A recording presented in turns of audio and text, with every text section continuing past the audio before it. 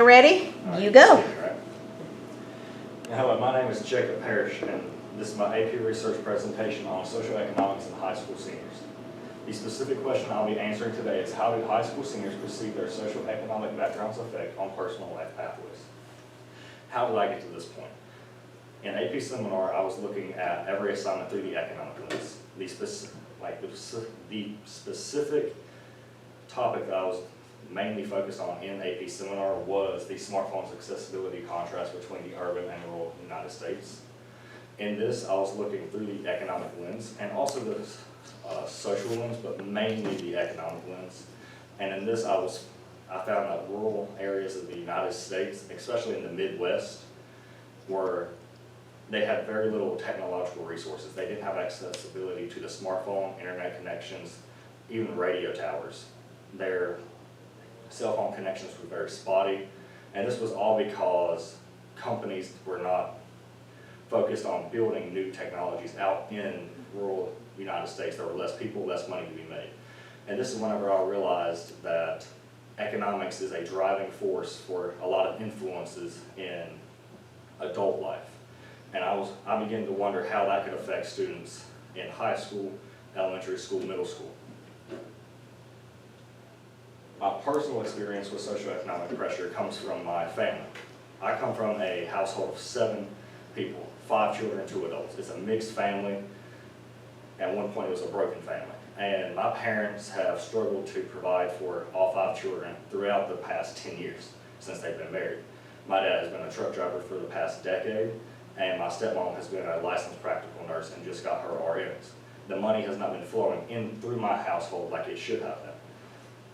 When my stepsister came to turn 16, they pressured her to get a job and work 30 hours a week.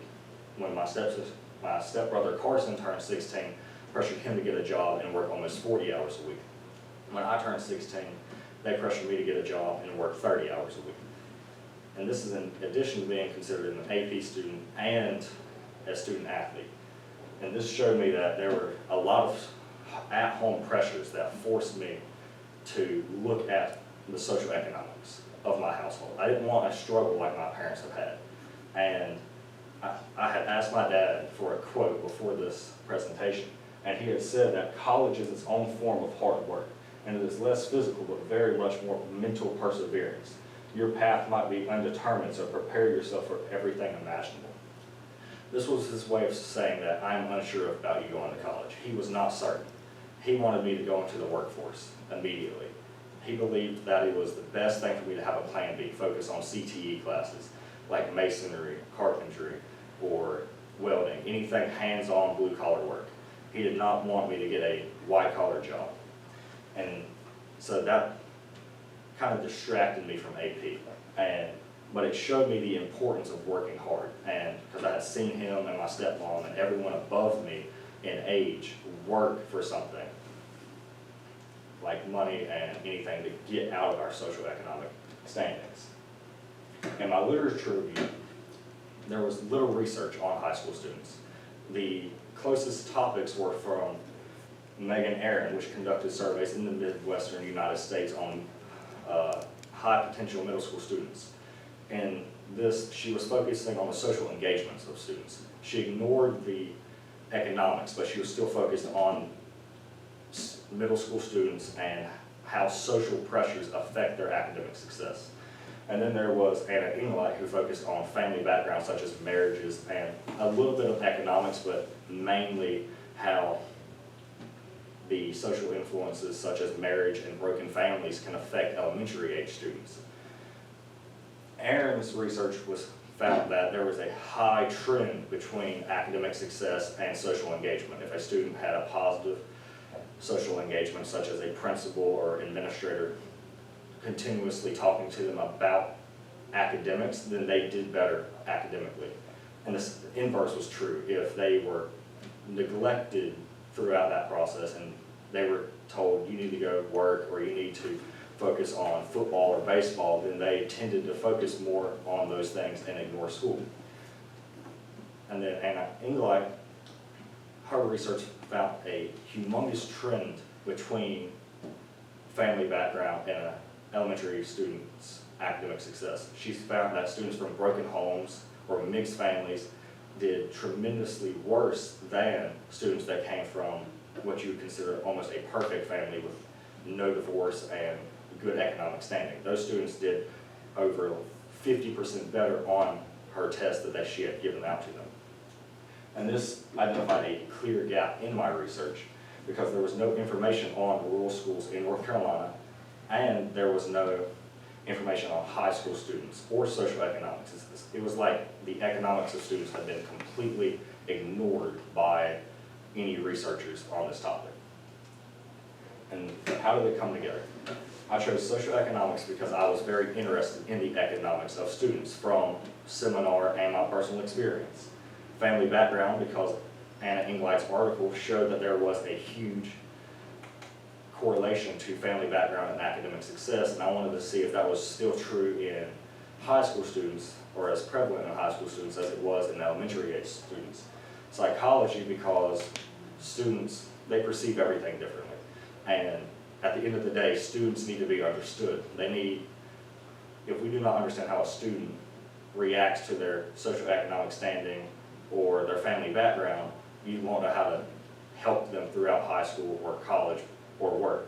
And then there's the education, because I'm a student and I see these things every day. I see students going into the workforce pathway or aiming for the college pathway, and they prepare very much differently. And this brought me to my specific question of how do high school seniors perceive their socioeconomic background's effect on personal life pathways? Every part of this question was connected to my development process. The high school seniors are the specific targeted group in my research. The word perceive is aimed at the psychological lens. It's for every student that perceives something differently. And then there's the socioeconomic background, which clearly states that it's for socioeconomics, and background is for family background. And pathways is for after high school. For this research, I chose the mixed method approach. This encompasses both a survey and an interview. I believe that it was important to get large amounts of data that was very broad, but also small and specific amounts of data. I got the survey idea from Megan Aaron, which then she had sent out 5 million surveys to the Midwestern United States and had 5 million responses back from high potential middle school students. This showed me that a survey was a very good way of gathering large amounts of data on students that could then be used in further research. And then the interview process, there was no interview. No research I did an interview before. I wanted to do something that identify or cover the gap a little bit better. And the interview allowed more detailed responses. I was able to ask questions that I couldn't ask in the survey. I was able to say words such as social economics, in which I couldn't say in the survey. And then the only limitation to the interview is it was very small. I had intended on having over 6 respondents for the interview, and at the end of it, I only had 3. What were the survey results? This is one of the questions from my survey. This is possibly one of the most important questions on my survey, and this is asked how many of your elective courses were at honors or AP level. Just looking at this, you can see a clear 1/3 that chose 4 or more and a 1/3 that chose none. This shows a gap in student choices. There's 1/3 that's going to choose they're going to go all in on AP and honors. They're not going to focus on standard classes. They're not going to choose such things like agriculture, theater, band. They're going to focus more on AP computer science or any AP and honors classes that are available. And then the opposite is also true. There's some students that do not care about AP or honors. They want to just slide through high school. They just want to take the standard courses and get on with life. And then there is the 1/3 that shows between 1 and 3 classes at AP and honors level that show that there are some students that are willing to step out of their comfort zone from standard and test AP or honors and try to push themselves. A second question was that why do you choose the level classes that you do? This is meaning, why did you choose standard, honors, or AP? a total of 66% chose for the GPA boost.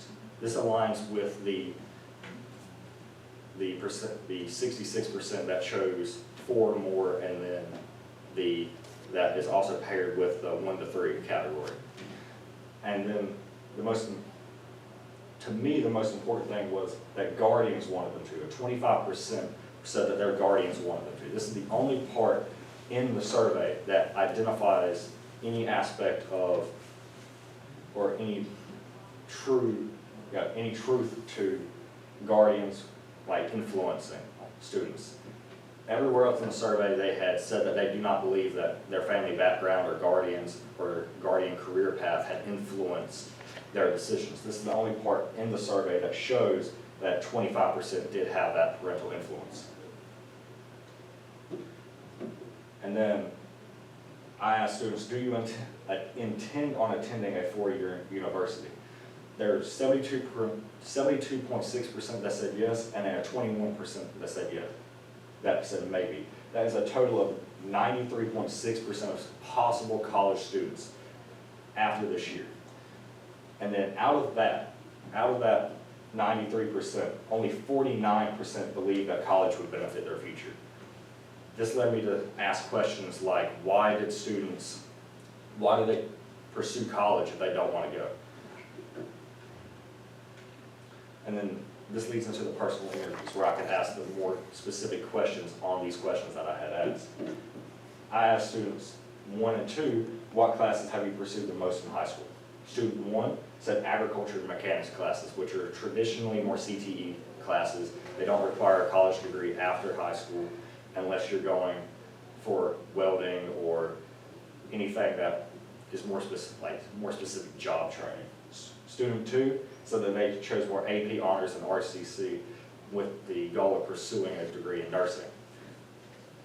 For this, you have to go to at least a 2-year community college. And if you want to go higher than a CNA, you need to go to a 4-year university, which shows that this gives me 1 student from the work pathway and 1 student from the college pathway. Next, I asked, what do you see yourself doing in the next 2 years? Student 1 followed the trend and said that they want to go into the workforce, working for John Deere, a local tractor company. And then student 2 said that they plan on pursuing the degree in nursing at the local community college. This strengthens the trend that was identified in the survey. Student 3 was the outlier of the research. They had a very unique personal plan, and their response was different than anything else in the research. When asked, what classes have you pursued the most in high school, this student said that they pursued technology and theater classes. This is a weird mix-up. Most students do not take a mix of that. They would choose all AP or all standard. That was shown in the survey with 1/3 taking all AP or 1/3 taking all standard. And then I asked them, what do you see yourself doing in the next 2 years? This student, and I quote, says, I see myself in an average working class job while I work towards my ultimate goal of becoming a freelance voice actor. At first glance, this is saying that they want to go into the workforce. However, when you look deeper into this and look at the freelance voice actor aspect of what their response said, it shows that they do not intend on staying into the workforce. They want to be an entertainer. I had not thought of this as a pathway. I thought of the workforce pathway and the college pathway. There was no middle ground in this research. And this student 3 really showed me that there was a 3rd route that you could go, that this research completely neglected. The results of the study was that there was no correlation between family background and pathway choice. This is because of the survey mainly.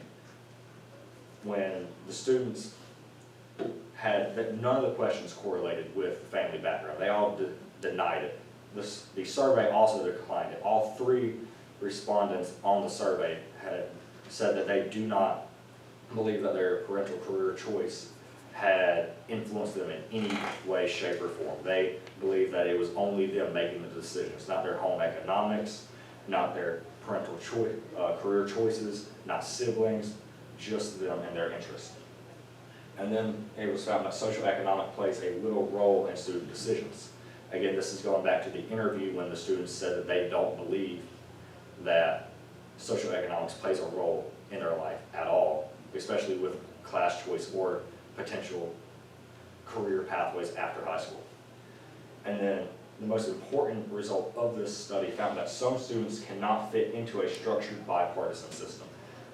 The outlier, student 3 in the survey, really identified this. I believe that students were either going to fall into the work pathway or the college pathway. After analyzing student 3's results, it was found that they can fit into the workforce or the college. Their pathway required no job training, required no college. They could just make it on their own. That's what they want to do. And why is this important? Well, this addresses the gap in the previous research. In the previous research, it had not identified social economics and it had not identified high school students.